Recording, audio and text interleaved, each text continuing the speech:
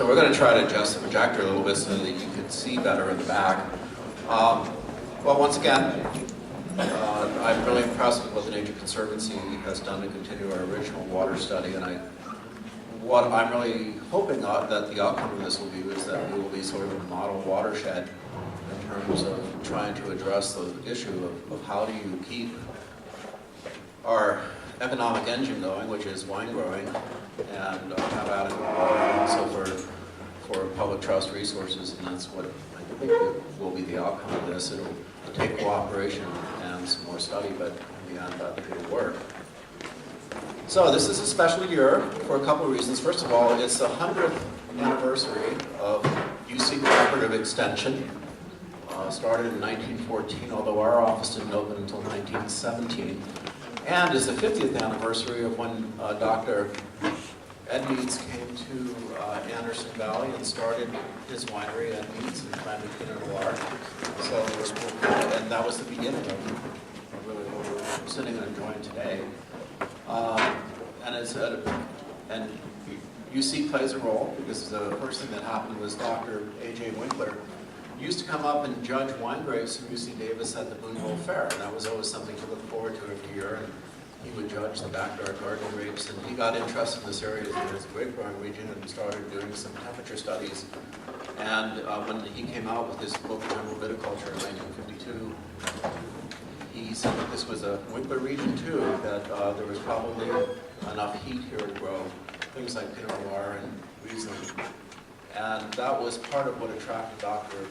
Ed Meads to come looking in this region. And he met my predecessor, Bruce Bearden, at the airport. He flew up in a small plane, and he and Bruce went out and looked for property, and they bought the property. So UC's got a long history and a long buy-in into the wine grape industry in Anderson Valley. So there's some consistency here.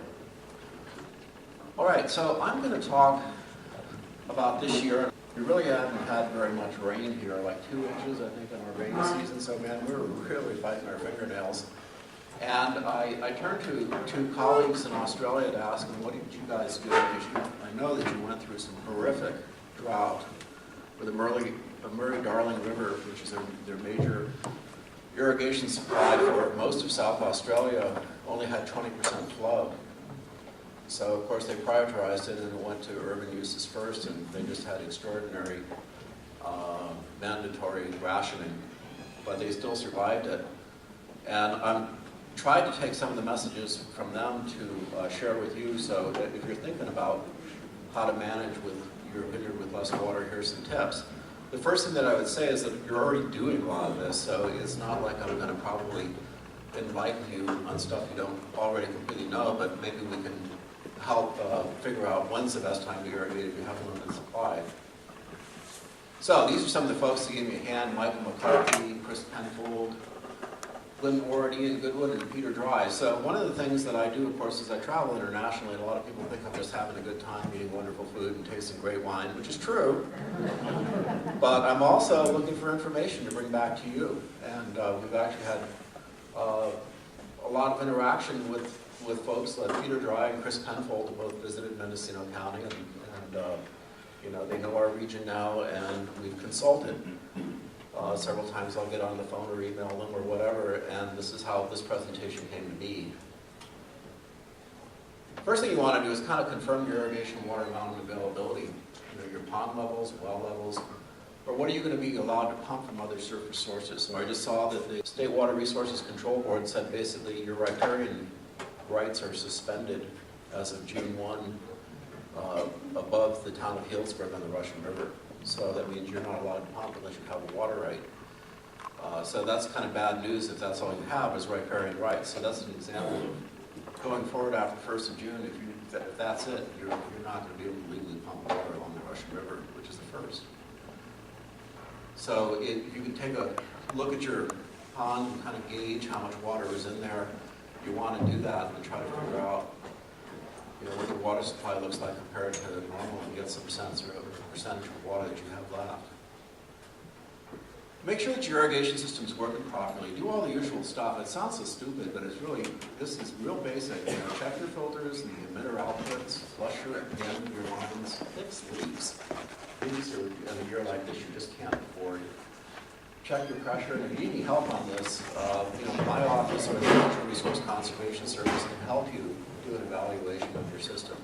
When we did our water study, it turns out most of the systems that you use are really quite good. A lot of them were somewhere between 90 and 95% efficiency. The only time that we found some that weren't so good is where someone went cheap and recycled some old stuff and had mixed emitters. So they had some putting out 2 gallons a minute and some putting out 1 gallon a minute, which really brings your efficiency down. So if you're doing the basics and taking care of your system, drip systems are very good at delivering water efficiently.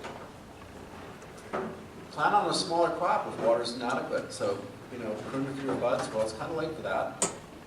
Drop fruit and keep a smaller canopy. It takes water to ripen fruit, so if you're really kind of in, if you're looking at your pond and there's only 20 or 30% of the normal water that you have, and you've got a big crop coming on, you're not going to make it. So if you want to turn out anything with quality, drop some fruit. It's really important.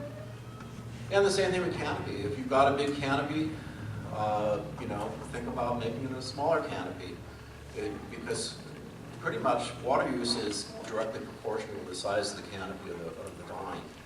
So the bigger the vine, the more water it uses.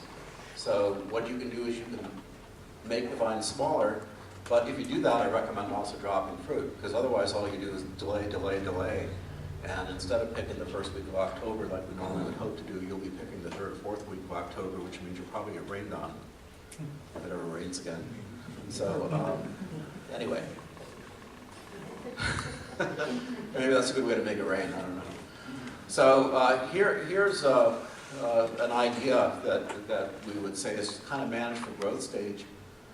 And if this was done for actually interior Mendocino County, if we assume that 46 inches of evapotranspiration and the crop range is crop coefficient, in other words, the proportional use of water is about from 30 to 60%. This is what it looks like at different times of the year, and this is based on the Australians doing work where they've actually did it in lysimeters, and they were looking to see how much water actually was used during a particular time period. In the dormant season, we really don't know what's going on down there, but in general, you don't need a lot of water in there. But that being said, I think fall irrigation is not a bad idea. And the reason I say that, I've seen a lot of bud damage, particularly in Lake County, where people went into the season very, very dry, and then it got very, very cold. And I saw a lot of damaged vines where the spurs died back, canes died back. And side by side, we'll have another block that was irrigated. We didn't see that problem. It doesn't take a huge amount of water, maybe 1 or 2 inches, but when it gets cold and it's dry, that's when you're going to get damage. If you push growth late into the season, if you overdo it, you're going to get damage. So it's kind of a fine balance. But there is some advantage to having enough water left to irrigate a little bit post-harvest if you possibly can. So bud break to flowering, what we would recommend is very light to moderate irrigation if there's no rain. This is about 9% of the water is used at that time. So in inland Mendocino County, where we're applying typically about 6 inches of precipitation or water per year, we put on about probably up to 1/4 of an inch at that time. So you want to be sure that bud break to flowering, that there's some water there. This is absolutely critical, though, is that you have water at flowering. If your vines are dry at flowering, they're not going to set a crop. So irrigation at flowering is a very good idea on a dry year. If you've had no rainfall, but you still have a little bit of water, that's when you want to put it on. The other issue before flowering, don't over-irrigate because you don't want to make a big canopy. So just kind of hold it back, and the shoots are going to be small. But you're going to survive, the vines are going to survive. Don't make a giant canopy by putting your limited water resources on it early. Same thing from fruit set to veraison, you're already doing this. Hold back and practice regulated deficit irrigation. So this would probably about 35% of your water use occurs from that time, from fruit set to veraison. And I find that most growers here in the Anderson Valley are already doing this. They really don't put much water on. Normally we have plenty of rainfall. Normally we do a little bit of frost protection, so we go into the season with a pretty good water profile in terms of having the water in the ground. And then from verating to harvest, you want to be sure you've got water to put on. This is really kind of another, almost as much as that period before it. Because if you don't have leaves, you can't ripen fruit. So that's why you want to hold back, and this is really an important time, as much as you can, hold on to the water to keep those vines photosynthesizing. Keep the water going so that the vines are able to finish ripening the fruit properly. And as I said before, harvest to leaf fall, it's nice to irrigate if you can. About 14% of your total irrigation should occur about that time. So if it's early enough and the leaves are still photosynthetic, you're putting away carbohydrates. More importantly, as I said, you don't want your vines to be really drought stressed going into cold weather. So this year, like I said, I've seen damage where essentially we had dry vines in cold weather, and that's a lethal combination for buds. While you may not flat out kill the buds, sometimes you see very weak growing shoots, and then you see a lot of secondary buds popping at the base of the spurs. That indicates that you've had some injury to the buds and that they're not growing very well.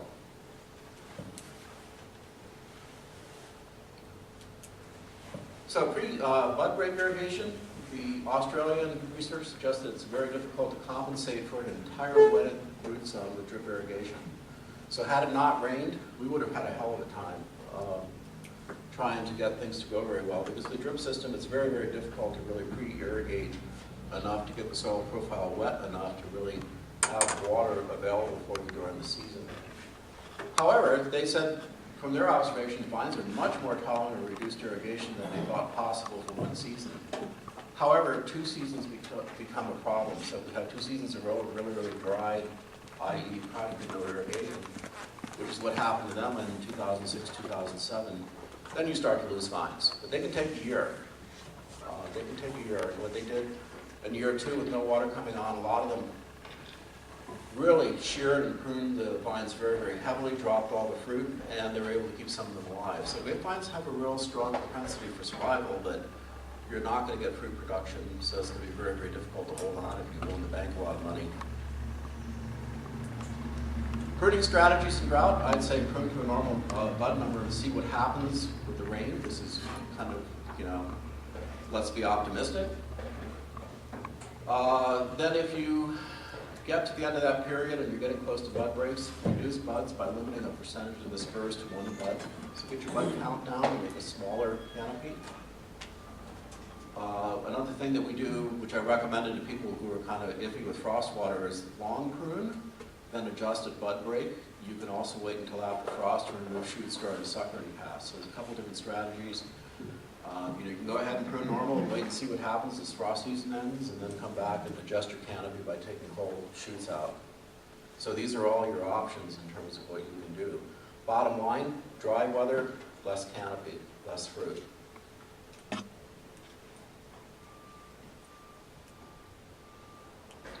At bud break, make sure that you have enough water to wet at least the first 2 feet of soil.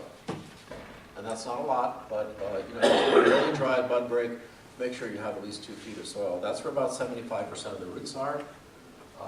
That will grow you a small canopy, but it will grow a canopy. And most of the time the North Coast is okay. It's very rare that we have an issue. My family property down in Paso Robles is really having some grief. 6 inches of rain where we normally our average would be 25 inches. So there we have wells with limited amounts of water. The water quality is not very good, so we're really playing this one by the numbers, trying to get it to at least get a crop. On the other hand, up here we had dry. We had January, as some people called it, where it was going up in the 70s every day, and then freezing at night. And until the 1st of February, we'd had a grand total of 2 inches of rain, which is very unusual. Then we had a very normal February and March where we had almost 16 inches of rain. So it left us in very nice condition in terms of the distribution of moisture for our vineyards. So we don't really even have to worry about irrigating at the moment. But I would say if it hadn't rained, you'd want to check. You'd either want to have some instrumentation or a soil auger in there to take a look to see what was going on. Bud break to flowering and fruit set's very important. What I like about this is, from Australia, you don't have to look at all the details. The point is that Bud initiation takes almost 2 years from the time that it starts to when it actually blooms. So, you know, you're looking at the cycle of growth. If you're drought stricken and you don't have any water, you not only lose this season's crop, you're going to lose the next season's crop too, because bud initiation is taking place at flowering. So the blooms for next year are happening right now. So that's why we want to be sure we've got good moisture status at bloom. It's really a critical time. So if you have a limited amount of water, make sure you irrigate at flowering if you possibly can, because it will make the difference. You know, you're hedging your bets that next year it's going to rain, so you want to be sure you've got flowers there. If you don't have any moisture in the soil, the vines may recover when it starts to rain again, but you probably won't have much of a crop. Okay, we're going to practice regulated deficit irrigation so as not to promote a large canopy. Most of you are already doing that. If it's warm and dry, irrigate between bloom, and we already talked about that. Try to manage water so that you have enough to keep the leaves on the plant all the way to harvest. This was the key message I got from the Australians was, no matter what happens, make sure you got water for the end of the cycle. Because otherwise what you end up with is all the leaves falling off and the fruit out there. And you have you know, acidic raisins, and they're really not good for much. Canopy management, don't do a big canopy. Your shoots maximum 3.5 feet long with 8 leaves, and avoid sunburn by light removal in the fruit zone. So don't overdo it with a lot of leaf pulling. Some of those leaves are probably going to fall off anyway in a dry year. So unless you have a real specific reason, if there's, you know, and I can't think of many, I'd go really light on the leaf pulling. Here in Anderson Valley, we tend to worry about powdery mildew, which is why a lot of people leaf pull. But in a dry year like this one, we're likely to have some heat storms. And the raisin fairies likely to come visit you if you pull leaves on the sunny side. And it usually happens right around September, just as this perfect looking crop is about perfect conditions for picking. You get a little hot spell and you jump 3 sugar points in the weekend. And I think you've all seen it happen. So that's one of the things that I highly suggest is just go easy on the leaf pulling. And if you're going to do it early. Also thin shoots early too. So normally, in a normal year, we'd say, okay, gee, it's going to be a nice crop. We got 3 shoots coming out of here and no problem, especially if you're on nice soils and you're growing white fruit. This is great, okay? But it's not great in a dry year. We really would rather have less. We want our spurs to look more like this where we have 2 shoots instead of 3. And again, keep that canopy a little bit lighter, a little bit less photosynthetic area, because then the vines will use less water, but you'll still ripen the fruit. Regulated deficit irrigation, so we all have used this to limit water to control fruit size and advance maturity and color. That's why we do it. And Australians like to use soil moisture measurements, either seed probes or watermarks, you know, little gypsum blocks. They don't like using pressure bombs because it's so dry there.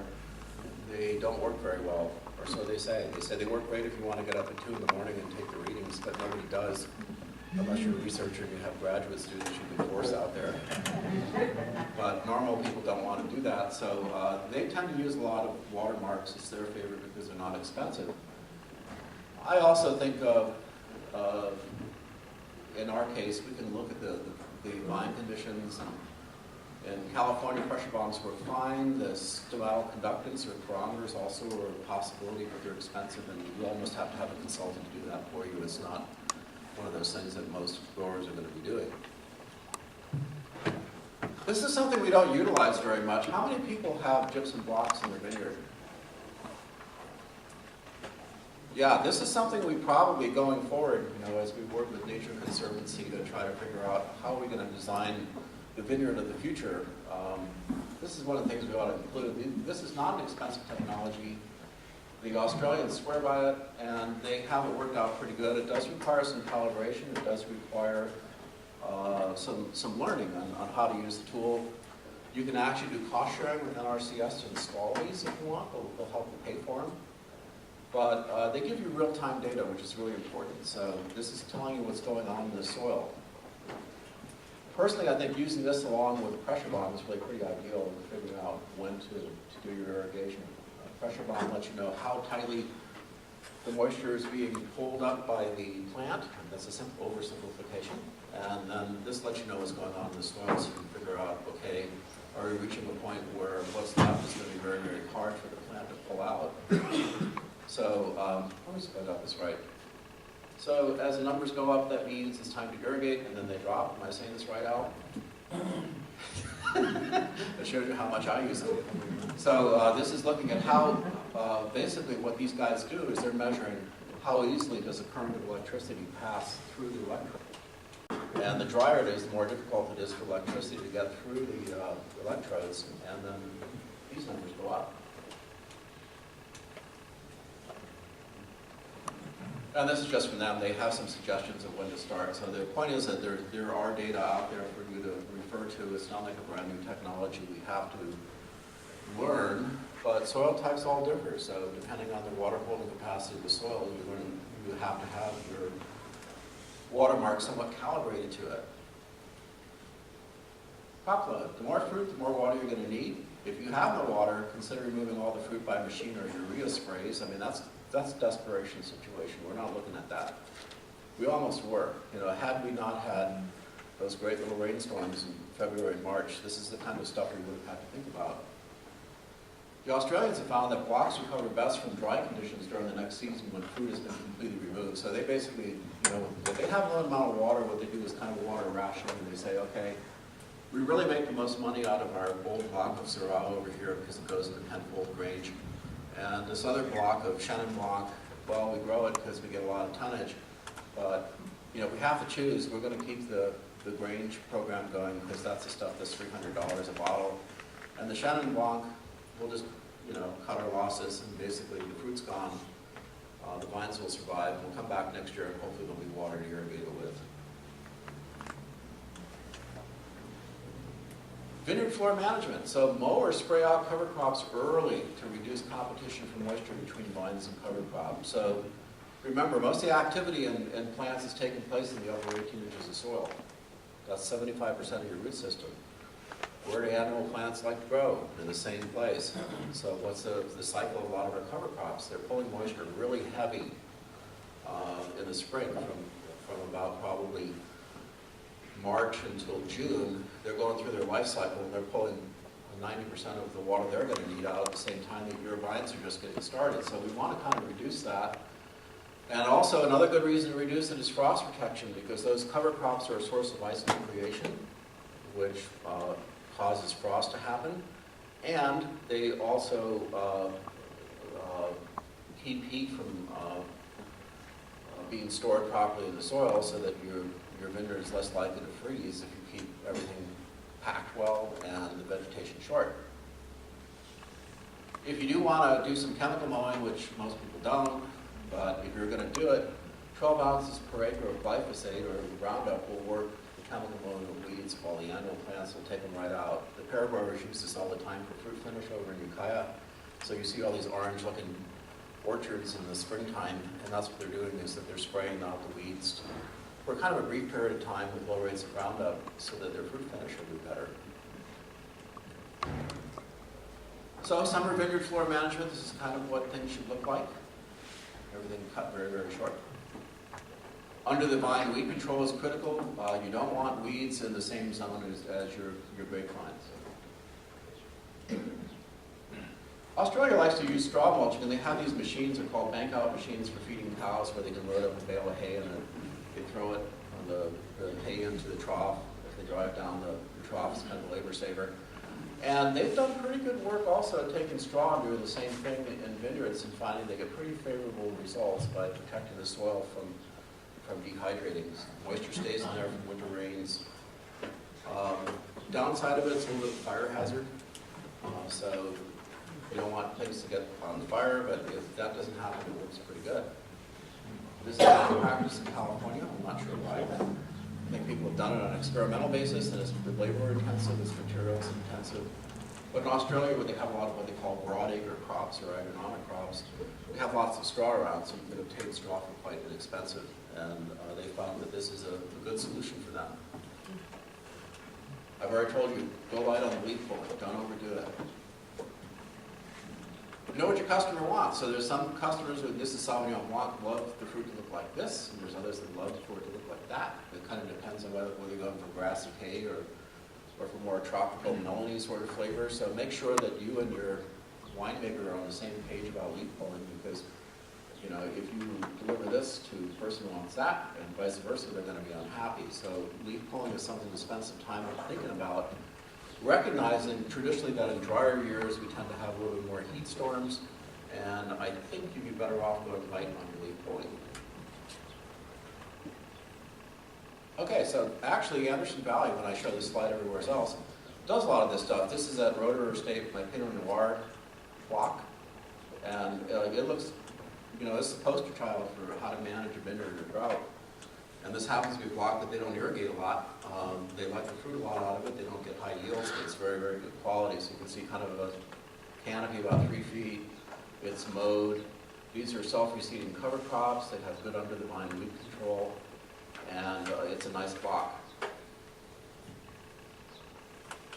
So stretch your water as best you can to keep the leaves on the vine as we go towards harvest. Soil moisture monitoring is really helpful to schedule irrigation, because you can really tell when you're running out of water. You can just put enough on to keep stuff moving along, and you can ration it a little bit.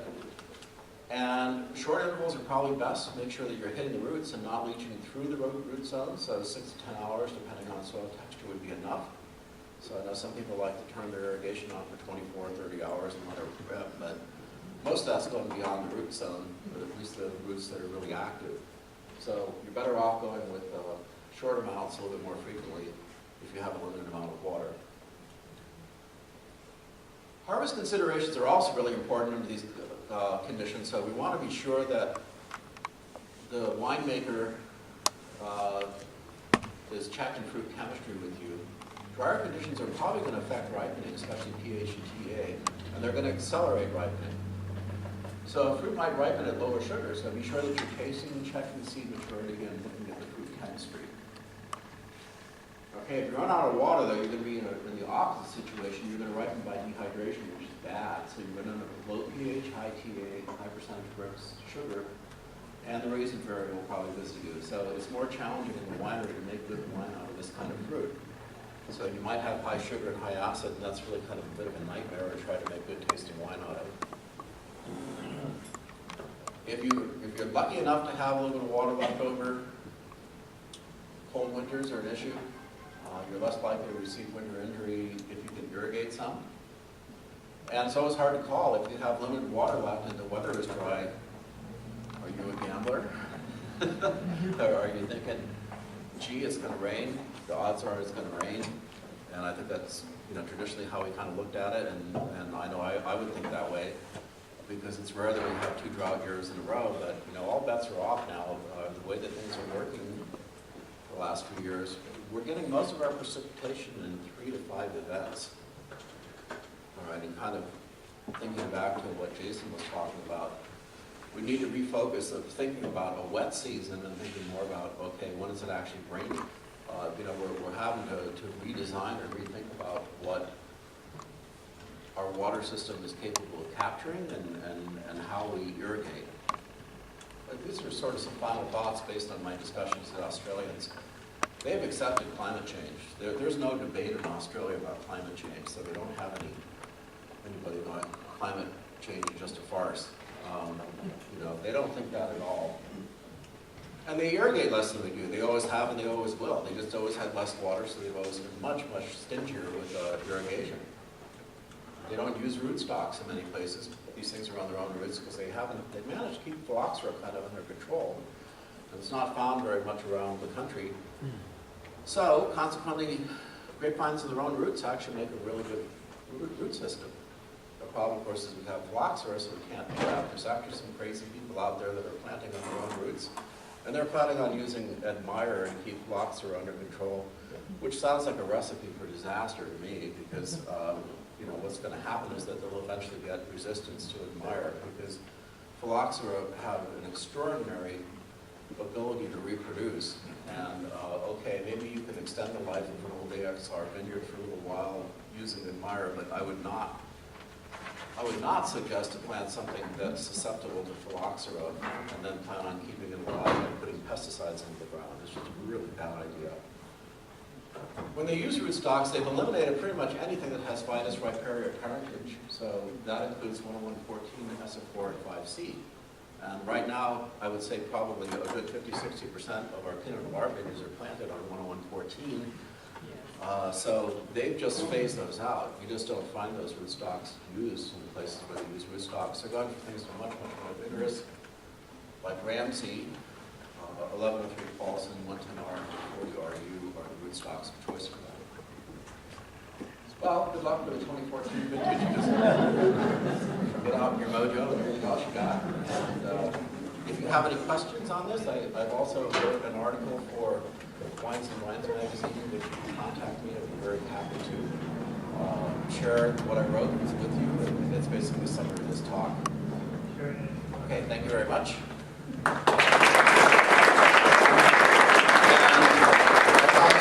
That I would also make an announcement before I forget. Turn your glasses over because we're going to take a break here and they're going to open the wine. Thank you very much. That's great. Very good.